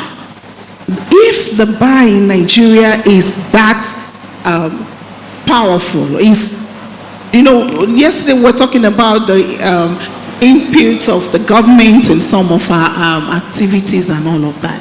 Let us advocate for this position where the bar regulates all applications to study law, regulates the admission to bar, regulates all the discipline, and I think we will have a better grasp of the situation at the bar. We have this situation because some people believe they are bigger than the others. Some people are so well connected. The rate of corruption in this country has infiltrated the bar profession. We have situations where when you even report a matter to the LPDC, it takes years. And then it's a joke to the public. It's a joke to the lawyers. So we need to go back to the drawing table and try to, craft a bar that can regulate itself. I think that's where I stand on this. Thank you. Thank you. But I want to come back to this Gani case. And I don't know if you are familiar, if you've read the reports many years ago. I mean, I was part of it. So my own recollection is colored by the fact that I was a participant in the process. I don't know if you have had the opportunity to dispassionately read, if you've read the report. Have you read are you familiar with that case? Absolutely, on the fairing point, right? Especially. So, what are your thoughts? And I'll take that with. I was going to give the example of the decision in Kunle Kalejaye versus LP as well. My views, honestly, is that, or are that, we really haven't started serious attempts at self-regulation. And Prof, you had mentioned that nobody will bring in their money to a climate where there is no certainty. And that aligns with the question I took earlier, that in the UK, for instance, legal services is a resource. And why? That's one of the most trusted jurisdictions globally for dispute resolution. So, how does the UK regulate lawyers? Now, as of today, the Bar Standards Board has about 4 layers of regulation, right? When your complaint comes in, it goes to an initial assessment committee. It's subsequently followed by, it subsequently goes to the investigation committee. At that investigation committee, there's some kind of second layer of filtration where issues of assessment are done, whether there are proceedings in court, should this be stayed until proceedings are completed. Then you now go to an independent decision-making body, right, where you also have lay people and not just lawyers. You subsequently go to a sort of determination by consent, where issues are clear. You can sit down with your decision maker and say that, look, I own up to this, and this should be the consequence. It's after you've gone through all of that process and it's still clear that there is a serious issue against you that you are now referred to the disciplinary tribunal. Now, if you end up going through all of those 5 stages and you get to the disciplinary tribunal ultimately, it's very unlikely that you're going to be saying that the process is not fair and firm. So I disagree with the point that to make examples, you must deal with big fishes, because that's discriminatory. The same law or the same rules that apply to the so-called big fishes should also apply to the small fries. Now, what do we have as our system today? And I believe that that system is unhelpful to lawyers, it's unfair to legal practitioners, because as of today, petitions or complaints are now being weaponized as even a strategy for dispute resolution. And I mean, I can say this anecdotally. I heard from some organization that part of their instructions when instructing lawyers is to consider the option of a petition against the adverse counsel. Now, what is the standard today? A petition is submitted to the body of benchers or to the disciplinary committee directly, or to the MBA. MBA refers to the disciplinary committee. It goes through a 1-member filtration panel. Now, if that 1 member decides that there's a case to answer, then the legal practitioner goes to full trial, which I think is unfair. What's the quality? And I say this with all respect. What's the quality of people making that initial member decision? Are they practitioners that are bogged down with a lot of work, or judicial officers that are bogged down with a lot of work, or people that see, and you know, quite a number of us have served in MBA committees. You see people's attitude to committee work.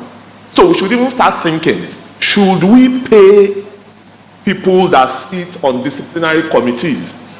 Should we pay them so that they take it as very serious work? Because you're dealing with the destinies of people. Coming down to the Ganifawa Emi and Kadejai situation, and this also speaks to the quality of the people that decide our fate. So I'll start from the latter. Kunle Kadejai and LPDC. The decision of the Supreme Court, with all respect, is an indictment on the disciplinary committee. Because the Supreme Court was clear that they breached the right of that legal practitioner to fair hearing on an issue that is so basic. You had different panels with different members at different points in time. So there was no consistent hearing, no consistency in taking evidence. Now, this is a very, very basic and threshold issue that if the decision makers failed on that fundamental procedural issue, how then do we expect that they would reach fair decision on, permit me from to go religious, weightier issues of the law? Same thing. Let's come down to back to the Gani Fago in this situation.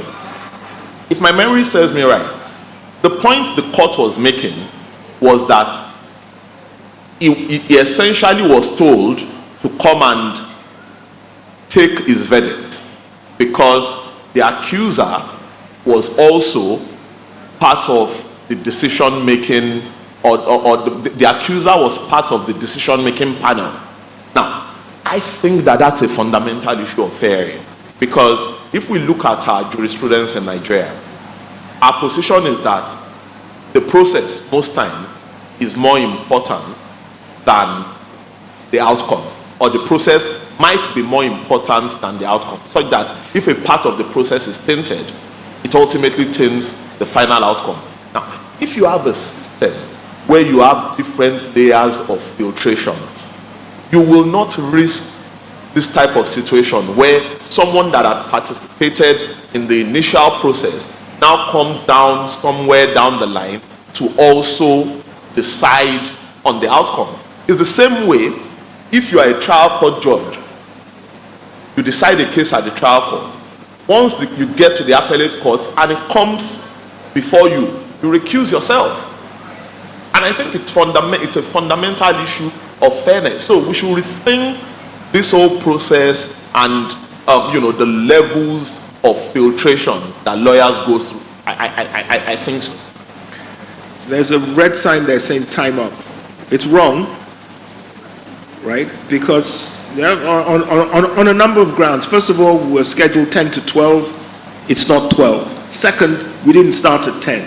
So whoever's running that thing, we are ignoring you.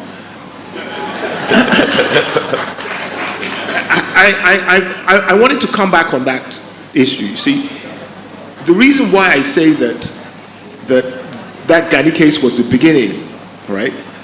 The fair hearing principle, I accept it, I agree. But the solution isn't to strike down the whole thing. It's to simply say that XY, who preferred the charge, as it were, cannot determine any complaint. There's simpler ways of doing it. And another example is how members of the judicial, and I said I wouldn't talk about them because there's no one here to represent them. You cannot deal with judicial malpractice because the judges have determined the cases in a way that say, oh, well, if a judge is accused of having committed a criminal offense that's related to his adjudicatory functions, you have to go through the judicial disciplinary process. And the criminal law has to go to one side. In my view, that's absolute nonsense. And given that it's the judges themselves who are going to make the decision, you will never catch a judge.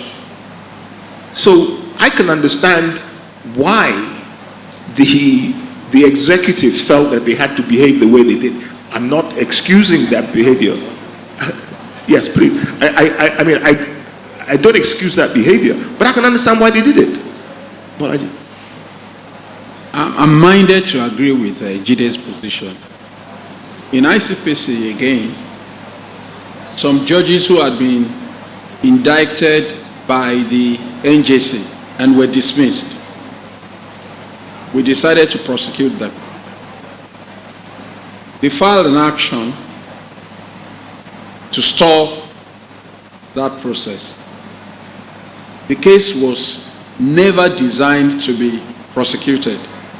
When I say prosecuted, in other words, they did not plan to take through or to take forward the challenge. It was just to stall it. We were determined to push, and they went and filed it in some obscure place where that really didn't matter. We went there and all that. And the court there approved the application to stop, to say, look, I've challenged that decision of NJC. Okay, will this challenge make progress? It never made progress. Eventually, we got from the grapevine that, look, you people should drop this thing. This matter won't go anywhere. That was how the matter ended. So I'm agreeing with you that the way things stand right now is practically impossible to prosecute a judge that does something wrong. But should that be the case, going back to Bode's position, should that be the case for the legal profession? I don't think it should be. And I'm not advocating a discriminatory practice, by the way, saying that you should have a set of rules for big fish. No. I agree with you absolutely that the same set of rules should apply. But the way things happen, it is only the small fish that ever get fried. That's the point I'm making. And if that is the case, it doesn't change anything. It never changes anything. It's the same position largely with the anti-corruption agenda as well. So impunity will rise. We are unanimous in one position.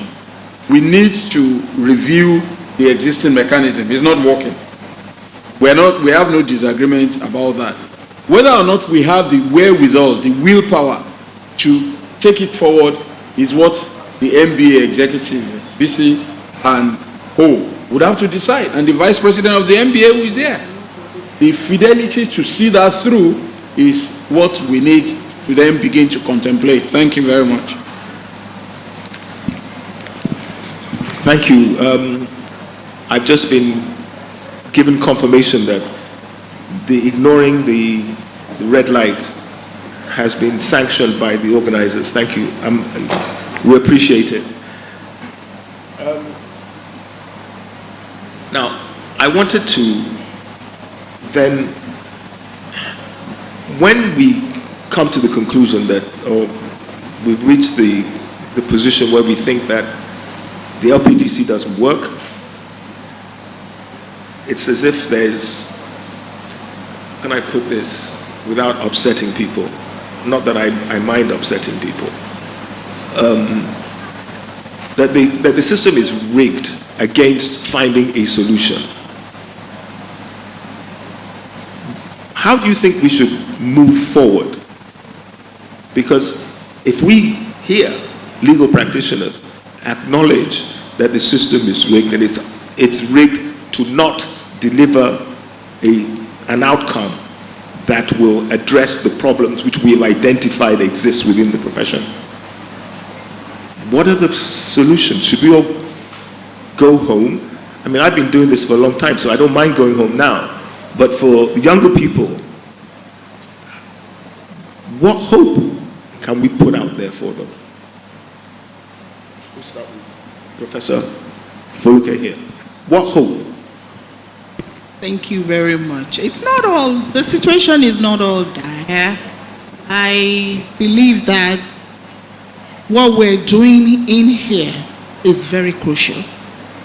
We're talking about the problems in-house, but as legal practitioners, we need to ensure that in all our interactions with our clients and people generally, we need to ensure that there's that level of professionalism that is so required of a lawyer. Is it not these days that we find lawyers doing, in the name of novelty, we are seeing things that shock me when you see some lawyers engaging in some trades, and it's all in the name of, these are new areas of the law, these are novel areas, and you find lawyers doing some very embarrassing things. It shocked me one day when I met a lawyer and I asked, what exactly do you do? What's your area of practice? And he said to me, don't worry about it, you can't do it. And his specialty is defending Yahoo Plus boys. That is not a crime. No, it's not. I mean, there's nothing wrong with defending Yahoo boys. Absolutely. It's access to justice. Exactly. That's what I said. It is not a crime, but what I like to say is that what exact practice are you into? It's criminal defense. White collar crime defense. And I think I like where this conversation is going. If you must defend Yahoo boys, it is allowed. Even prisoners have rights. However, that does not translate to you encouraging the Yahoo Plus business. Well, this is what I have found in the situation that I am talking about. Yes, if people run into trouble, you can defend them. But it will interest you to find out that some people are specialists, they are consultants on how to evade the law. But that's sorry to interrupt you. You see, this is the thing, and I said it in my introduction. Our profession is schizophrenic. Yes. If we don't have people on the other side to argue contra, we might as well all go home. There's nothing for us to do. The important thing is that we have to do it within the rules. Within the rules. So I don't think anyone would disagree with you that you shouldn't do things outside the rules. Yes, and this is where I'm going. I think we need to be professional enough to identify who we are as lawyers. That's where I'm going. That's my message. My message is simple and clear. That if you work as a lawyer and as a professional that you are in ensuring that rules are protected, they are preserved, and they are enforced, it is okay. But when you do certain acts as a lawyer, I think my point is that we really need to look inwards and identify clear boundaries to ensure that when outsiders, when members of the public see you, they see you as that professional. And I think it's a very thin line in between there. So in all that we do, I think we just need to be very professional so that the public doesn't see us as a part of the problem. And this is my message to you. I'm going to. Thank you. Baji, as briefly as you can, hope. Do you have any, do you want to say anything about what can give hope? Well, I think Rule 15 of the Rules of Professional Conduct suggests to lawyers, and we should hold it very dearly, that if your client, what is being suggested by your client is wrong, you are not obliged to accept that. Should be careful about drawing the line. Once when I was reflecting on this, I remember the Godfather, Mario Puzo's book. For those of us who have read the book or watched the film, you will note that the family, the Corleone family, had a lawyer always at hand. Consigliere, you remember? And whatever they wanted to do, they consulted the lawyer. The lawyer knew that this was a criminal, organized crime family, and he was still there. And I kept on asking myself, so what is the role of the lawyer? He said, no, don't kill him that way because you can be arrested, or you can go this way. But but you know that what is being contemplated is wrong. We need to reflect very fundamentally and make sure that we don't cross that ethical boundary. But more importantly, how as a profession we enforce it is the important thing. How as a profession we enforce it. If we're unable to enforce it, we're going to have an all-comers affair and it will become uncontrollable. It's almost getting uncontrollable, in fact. But we need to rein it in as quickly as possible. Thank you. Bode? Yes, hope. I think all of us should just realize that we're all at risk. So there is really no big fish or small fish. And, I tell my colleagues that for people that believe that they have this thing called connections, just pray that you don't need to use it one day. Because the day you need to use it, you're possibly going to be disappointed. So if we all agree that we have a stake in the system, we must just continue to ensure and push for a fair and firm process. Because a fair and firm process discourages these misconducts and also encourage or also encourages people with genuine complaints. And I'll leave this with you, Prof. Legal education.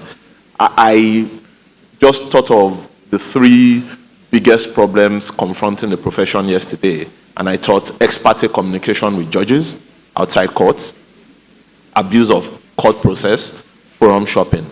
Almost all of us agree that these are major problems. And I called the newest entrants to the bar in our firm and just said to them that, look, what were you taught about the impropriety of ex parte correspondence with judges in university or law school?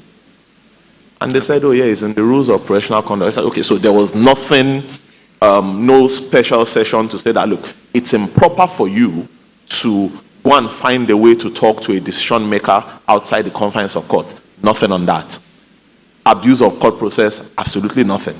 Forum shopping, absolutely nothing. So let's intervene at all levels. Thank you, buddy. Before I turn this to... Sorry, can I quickly say something? Quickly, because 9 seconds before I'm supposed to turn it over. Please go ahead. Yes, thank you very much. I was just going to respond to Bode. In the old BMAS, there's absolutely nothing about the three issues you raised. But the new core curriculum, the CCMAS, we have something about the three items. However, it's always been like that because law school was mandated to teach the procedural aspect of the law. What was that ethics? Ethics was a course. Ethics was never taught in the university. No, but it's not taught in university, but it's taught in the law school. It's a course in the law school. Yes, it's taught in the law school, but in the new curriculum that we have, I can tell you affirmatively that there's a course we have in my university, for example. It's called Law, Ethics, and Leadership. And there's a big focus now on clinical studies, where you train students on all the court processes, the SPT applications, and all of that. So it's changing, but it's very slow. It's good to hear. Thank you. Before I turn it over, I just wanted to, again, it seems as if I'm attacking judges. Maybe I am. But the three issues that you raised, Bode, right? Who are the people who are supposed to control it? It's the judges. The ex parte communication. When you show up to talk to a judge about a case in which you are involved, the other side is not there. The judge should shut the door. That is the first thing. Abuse of process. The process comes to the judge. The judge knows this. What is the judge supposed to do? The judge is supposed to deal with it. So they're not here. Fair enough, right? And their lawyers are the ones who come to them, but it is the judges who control the judicial process. And they are also, because I'm not saying we're not at fault, they are also at fault. Having said that, I'd like to ask Mrs. Balogun to make an intervention, and after hers, we will open it up to other members who are here. Thank you very much, Mr. Chairman. The first intervention I want to make is to say that we have a problem and we have to solve it. The problem is that we have put ourselves into the hands of the judiciary. We have to regulate ourselves. We have to discipline ourselves. So we're going to take the disciplinary committee out of the bounds of the judiciary. How do we do that? They are members of the body of benchers, and they are automatically drafted to the committee. These members from the judiciary hardly are present throughout the deliberations of the body. They come at the close end and they apologize 10 minutes before the end of the session. So sorry, we've been sitting. They don't know anything that we've discussed. We don't get the minutes till sometimes the next meeting or a day before. But they come and they use their imperial powers to say this, that, and the other, and everybody say, aye, aye, we follow. The disciplinary committee must be back in the hands of the lawyers. You heard the man from the Law Society yesterday. Did he say anything about some other body that is in charge of discipline or in charge of the Law Society, except the lawyers, practicing lawyers, solicitors, not those who have gone to the bench. So we're running away from that. We must take over what belongs to us and regulate ourselves. The Chartered Accountants, the Chartered Institute of Accountants, they don't go anywhere. They do everything by themselves. I was assessor for 10 years for nothing, but I know I even gave them a draft charge. And some lawyers will come and defend the erring accountants. And they'll say, I must say the tribunal, that evidence is not, is disallowed, it's hearsay. So I said, excuse me, we're not at the NBA. Let the chartered accountants deal with their people the way they know, and they know. When they go out to think about what the punishment they're going to mete out, I say to them, they say, okay, we're going to suspend this man for 1 year. And I say, 1 year? Why? 3 months is enough. You know, if you send somebody to prison for 3 months and he comes out, he's an ex-convict. And it does a lot to them. So don't follow any lawyers here. And that panel is made up of accountants, even those who are going to be the president in 5-6 years' time. Not people they consider, oh, they have experience in the... No, there are people still coming in. They know who they are. So please, any way to take ourselves and to discipline ourselves is the best way for us. We must do that. I think the MBA, have you ever heard that somebody was in the black book of the Law Society? What law book? What black book? There's nothing like that. They have rules. Somebody has done something wrong, you tell him he has done wrong, and that's it. But putting ourselves in the hands of the judge, let them deal with their cases. How can a judge sit in prophesying who is going to win this case? It's not fair. It's not fair to us. It's like what Jide said, that look, whatever you want to do, do it. I don't care. I go to my office because I have nowhere else to go. I just do my best, say what I think is right. You don't want to follow it, fine. You don't want to follow it, it's okay. I lectured in the law school free of charge, 5 years, in ethics and law office management. At that time, nobody's going to say, oh, where's your degree? You're not a professor, you can't come and lecture here. No. But the law school at that time, we only had one law school, one division. Now we have 12 law schools or so. It's been scrapped. The professors, you know, the lecturers in the law school, they don't have enough time before they even finish the curriculum for the marking the text for the next exam. You know, they're overworked. They don't send them anywhere to refresh or anything. So everything, we must take over. We must discipline ourselves. Please, I beg you. Thank you very much.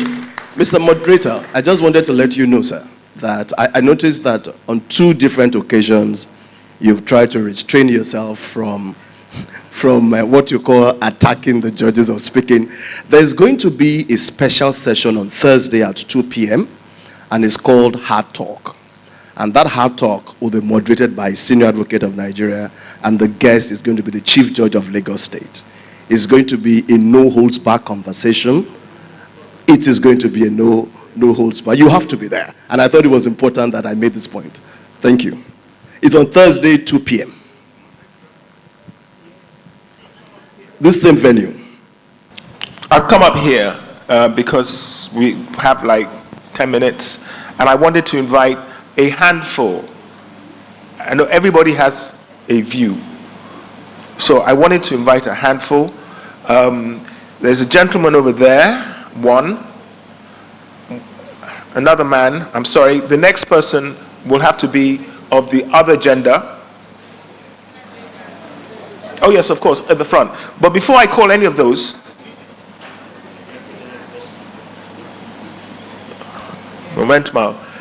before I do that, I have to call my brother, Olisa, because he always has something to say. Olisa, brief, please, because there are lots of people here who have, Yes. No, brief. I agree with you entirely, Jide.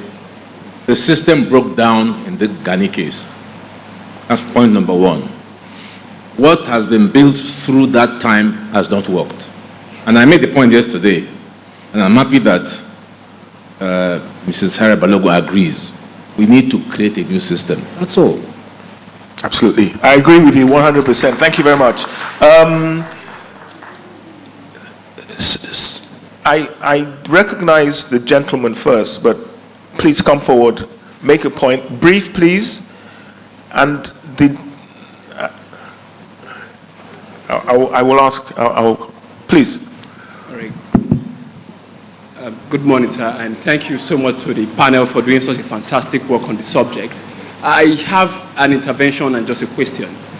So the intervention I have to make has to do with issues around, while I'm not disputing the fact that we have issues in the ethical concerns around the profession, there is a sense in which I fear much of this borders on over sensationalization. And that looks to me to be, I could see that in the conduct of some lawyers who, in a sense, have made a pastime of self-demarketing of the legal profession. While there are issues in the practice, you see the language in which they employ, going to the media to make comments on cases that are actually sub judice and all of that. I'll give you an example. A few days ago, a Supreme Court justice was alleged to have been found in a hotel in Benin City. Yes. And it was tied to the pending Edo State gubernatorial petition. Now, the perception of that conduct in the public, it's one that the average person out there would assume that it was tied to an act of trying to corrupt the process. So I think the LPDC, how can they begin to self-originate complaints against lawyers who are actively seen in this kind of practice? And I know some of us here know those lawyers, and I think a time has come for us to begin to take such kind of steps. Now, to the question I have, it has to go to the lady professor. Recently, at the 50th anniversary of the body of benchers, the former Minister of Transport and Power, Mr. Rajiv Fashola, he took issues with the current mode of training of lawyers in the law school, and he proposed that hasn't the time come for the training of lawyers to be conducted by accredited law firms, whilst the law school is saddled with examining as an examining body. His view is that the law school as it is today does no longer have the capacity to train the high volume of lawyers who turn out at our law schools for training. So I would like to have your views on that. And finally, a food for thought. Just one question. No, sorry. You said one intervention, one question. You've had it. There are other people who have things to say. The lady behind you.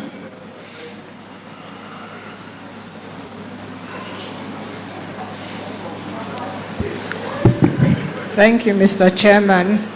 My name is Bemi Odushote. I teach at the Nigerian Law School.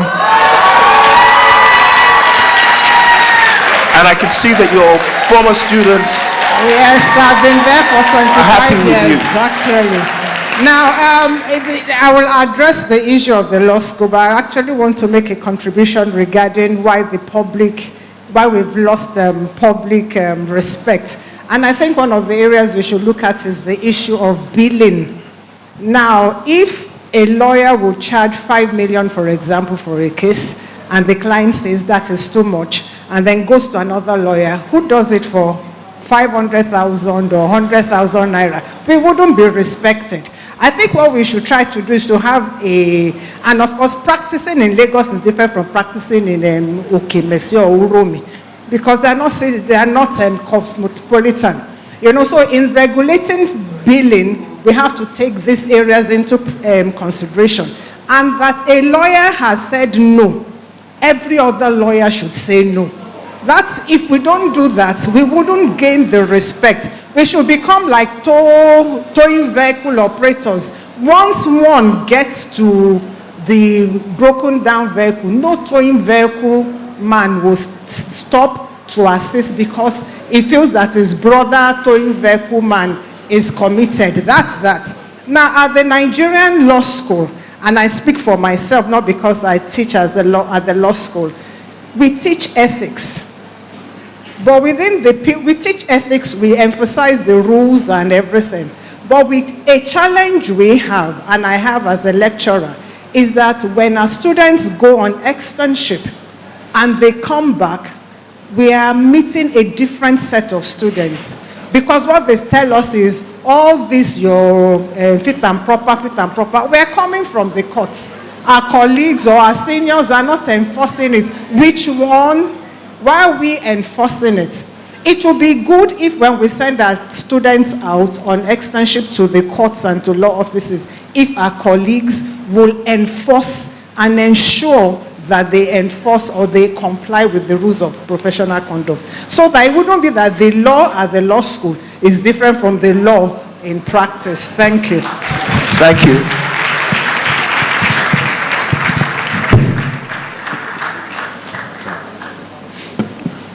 Thank you. Every year we come together here and talk about problems and solutions. So my own is that since this is MBA Lagos Law Week, that we should tell MBA Lagos what can they do so that we don't come here next year to talk about the same thing. So what role can MBA Lagos as a pace setter do for all the things we have talked about?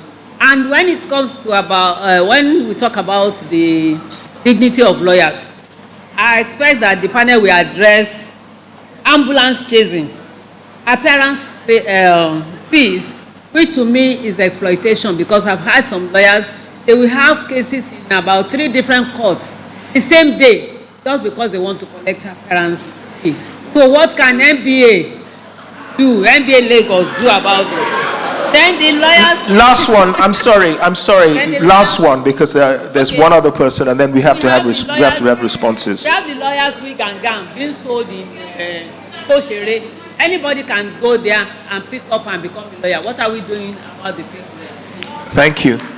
The gentleman is at the mic, and then when we finish, I will turn it back to the panelists for them to give their thoughts. Thank you so much, sir. My name is Damilola Momoni, and with respect to the conversations made, I also state that the process sometimes gives a headache with respect to how we handle these issues. For instance, I've had the opportunity of following up through a petition to the LPDC. I submitted, I think... Could you speak closer to the mic, please? Okay, sir. So I said that sometimes the system seems to be the problem and the process. For instance, maybe you submit a petition to the LPDC maybe in 2020. You don't get them to hear it until maybe 2023.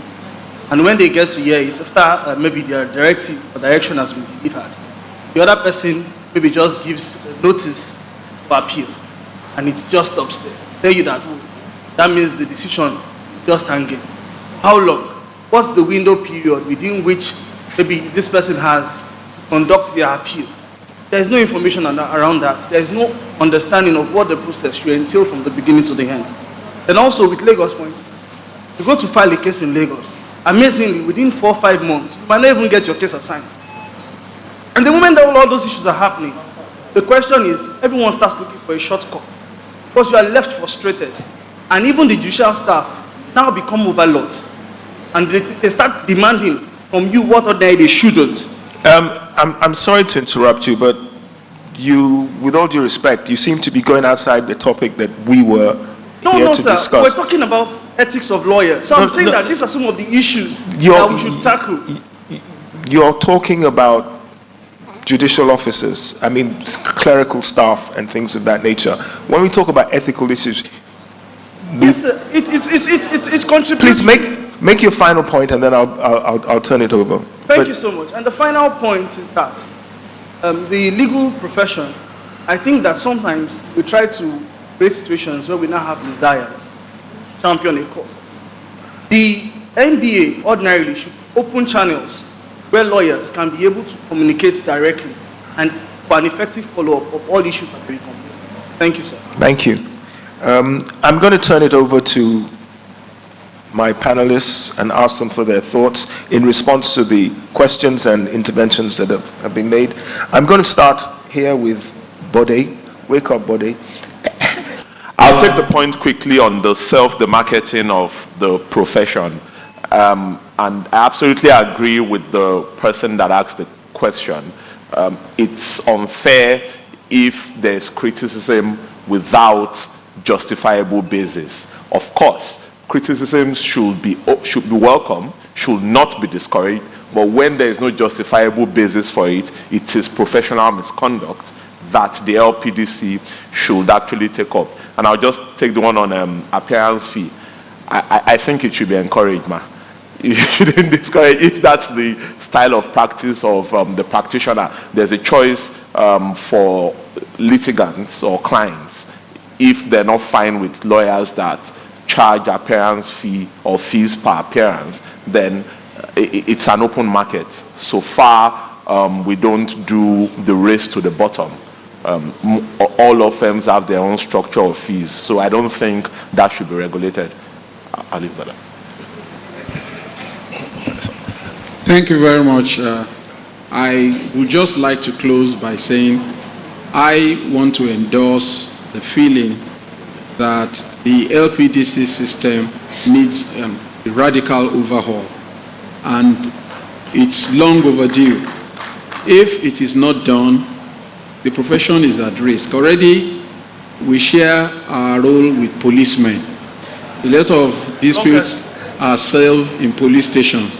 We share part of our role with other agents, estate agents, not chartered estate surveyors, emergency agents. We share our roles with religious bodies where disputes are taken to, and they are bound and cast out. And finally, now we are sharing with bloggers. So, if we're not careful, the profession will become extinct and irrelevant, except for a few and all that. So it behooves us to deal with this ourselves. And one final point is that if we fail to do so, it's inevitable that the system will impose something upon us.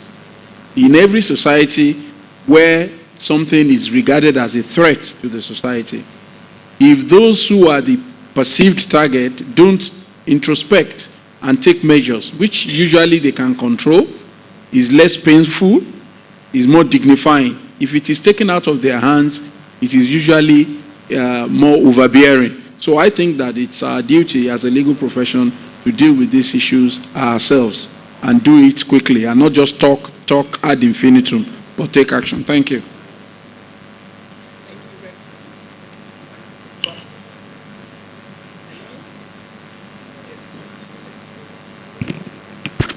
Can you hear me? Okay. Thank you. I'd like to give a closing remark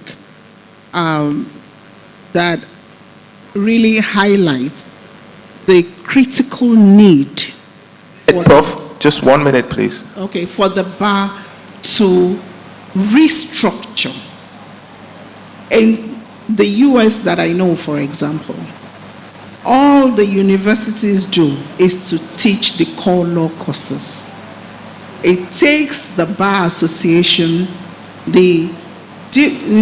just one duty to organize the examinations and the call to bar activities. We do not need separate law schools or to keep creating several campuses all over the country to achieve that purpose. there is a central examination that can be created that every lawyer that has finished from all the universities can sit and write. Let us centralize this and give the authority to the bar associations that really know what the profession requires. Let us look for legal practitioners who are experienced to sit in the boards for the examinations. And I think part of the call for the Bar Association to really look inwards is that we need to regulate how people get into the practice, how they get into the legal profession, and that is very critical. We can't keep relying on external bodies,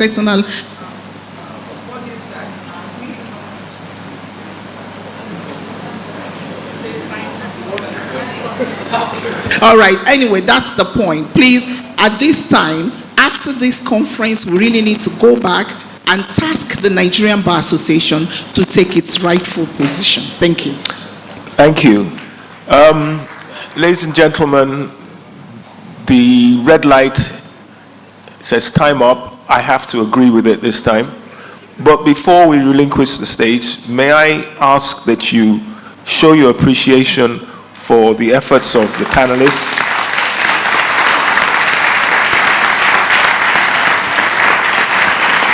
And if I may, someone who I've done this before with and who was excellent the last time and has been excellent on this occasion, dealing with things that suddenly get thrown up, managing it. I'd like you to show some appreciation for Mrs. Tola Buckner. She's the coordinator. She always does a great job, and I'm always very impressed with what she does. And she never gets the recognition. Thank you very much. That's it. I hope you've enjoyed it. Unfortunately, we didn't have enough time. There are lots and lots of topics that we could have discussed, but there'll be another time. And Thursday at 2.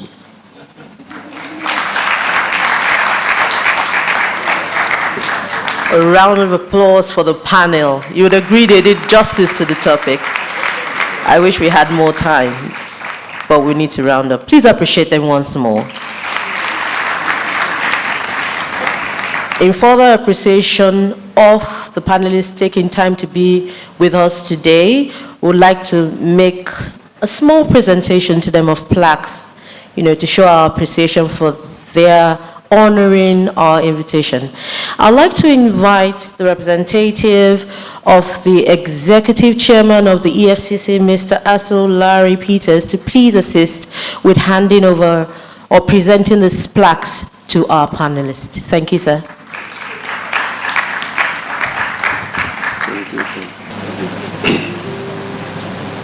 On behalf of the MBA Lagos branch, I present to you this.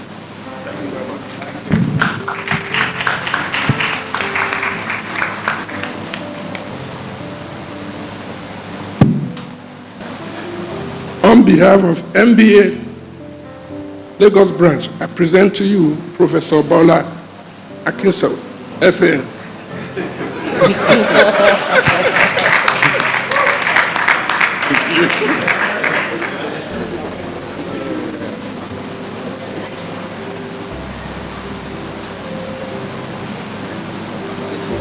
On behalf of MBA Lagos branch, I present to you Mr. Bode Olanipekun, SA.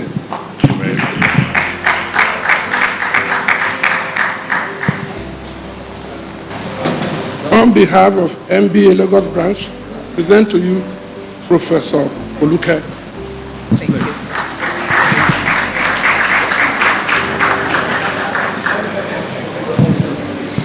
May I please invite the panel to stand up so we can take some pictures? Thank you. Ogito.